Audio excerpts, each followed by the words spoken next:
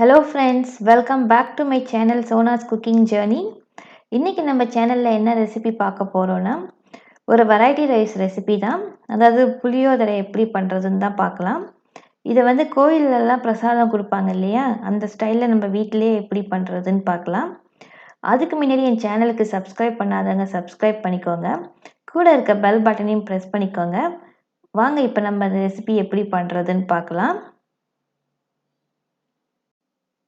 இப்போ புளி காய்ச்சலுக்கு ஒரு ஃப்ரெஷ்ஷாக ஒரு மசாலா அரைச்சி அதில் சேர்க்க போகிறோம். அதுக்கு ஒரு பேனில் ஒரு 2 டேபிள் ஸ்பூன் அளவுக்கு தனியா சேர்த்துக்கோங்க, வர தனியா. அப்புறம் ஒரு 3 காஞ்ச மிளகாய். என்கிட்ட இருக்க மிளகா கொஞ்சம் காரமாக இருக்கிறதுனால நான் 3 சேர்த்துருக்கேன். நீங்கள் இல்லாட்டி ஒரு 4, 5 சேர்த்துக்கோங்க. அப்புறம் 1 டீஸ்பூன் அளவுக்கு மிளகு சேர்த்து இதை நல்லா வறுத்துக்கோங்க. நல்லா வாசம் வர வரைக்கும் வறுத்துக்கோங்க. இதெல்லாம் வறுப்பட்டதுக்கப்புறமா இதை ஒரு பிளேட்டில் மாற்றி வச்சுக்கலாம். இப்போ அதே பேனில் நம்ம வந்து ஒரு டேபிள் ஸ்பூன் அளவுக்கு கடலைப்பருப்பு சேர்த்துக்கலாம். அப்புறம் 1 டேபிள் ஸ்பூன் அளவுக்கு உளுத்தம்பருப்பு.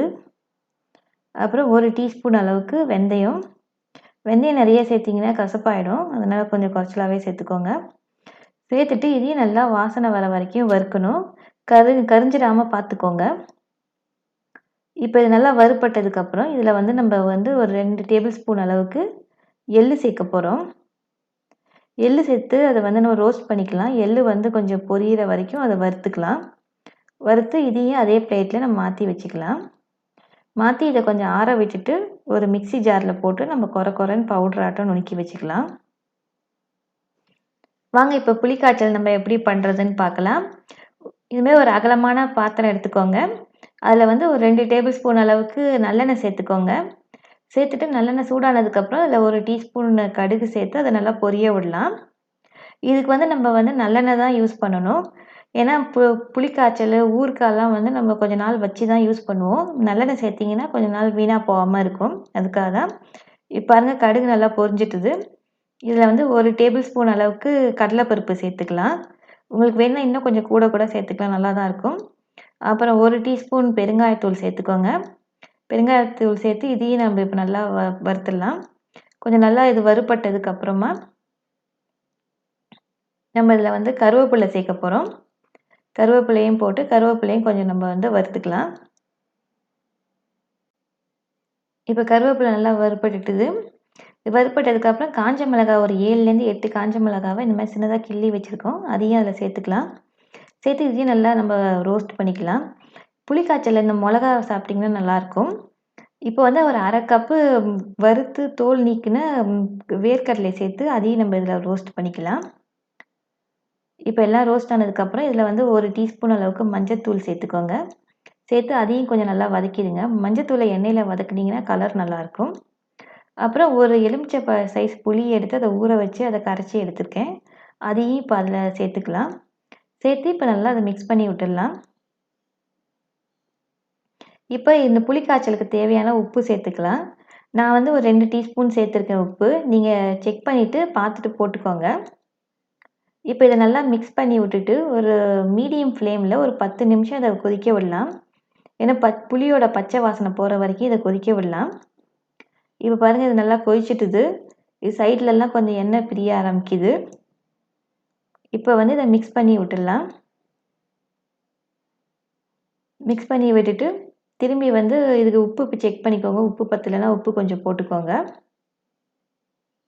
இப்போ நம்ம நுணுக்கி வச்சுருக்க பொடி இருக்குது இல்லையா, அதுலேருந்து வந்து நான் வந்து ஒரு 3 டேபிள் ஸ்பூன் அளவுக்கு இதில் சேர்த்துக்கிறேன். இது நீங்கள் பார்த்துட்டு போட்டுங்க, காரத்துக்கு தகுந்த மாதிரி. இப்போ அதையும் போட்டு இது நல்லா கட்டி இல்லாமல் மிக்ஸ் பண்ணி விட்டுடலாம். இதை மிக்ஸ் பண்ணி விட்டுட்டு இப்போ ஒரு மூடியை போட்டு இதை வந்து இன்னும் ஒரு 5 to 7 மினிட்ஸ் குக் பண்ணலாம். இப்போ பாருங்கள், திறந்து பார்க்கலாம். 7 நிமிஷம் ஆகுது. திறந்து பாருங்கள். நல்லா எண்ணெயெல்லாம் நல்லா பிரிஞ்சு வந்து புளிக்காய்ச்சல் நல்லா ரெடி ஆகிட்டுது. இப்போ பாருங்கள், இதை மிக்ஸ் பண்ணி விட்டால் பாருங்கள், சைட்லலாம் எண்ணெய் நல்லா பிரிஞ்சு வந்துட்டுது. இந்த ஸ்டேஜில் நீங்கள் உப்பு பார்த்துக்கோங்க. உப்பு பத்தலைன்னா உப்பு கொஞ்சம் சேர்த்துக்கோங்க. எனக்கு சரியாக தான் இருக்குது, அதனால் நான் சேர்க்கலை. இதில் வந்து ஒரு சின்ன துண்டு வெல்லத்தை சேர்த்துக்கோங்க. ஏன்னா அந்த புளிப்பு இது எல்லாத்தையும் நான் வந்து அது பேலன்ஸ் பண்ணிவிடும். இப்போ அதையும் போட்டு அதை மிக்ஸ் பண்ணி விட்டுட்டு ஒரு 2 நிமிஷம் கொதிக்க விட்டால் போதும். நம்ம புளிக்காய்ச்சல் ரெடி ஆகிட்டுது. இப்போ சாதம் இந்த மாதிரி வடித்து ஆற வச்சுக்கோங்க. அதில் வந்து நான் 2 கப்பு சாதம் எடுத்திருக்கேன். அதுக்கு வந்து ஒரு 3லேருந்து 4 டேபிள் ஸ்பூன் அளவுக்கு ஆகும். ஃபஸ்ட்டு நான் 2 டேபிள் ஸ்பூன் போட்டுட்டு மிக்ஸ் பண்ணி பாருங்கள். மிக்ஸ் பண்ணி பார்த்துட்டு பத்தலைன்னா இன்னும் கூட போட்டுக்கோங்க. இப்போ பத்தில் கொஞ்சம் குறைச்சலாக இருக்குது, அதனால் இன்னும் கொஞ்சம் கூட போட்டு நான் அதை மிக்ஸ் பண்ணிக்கிறேன்.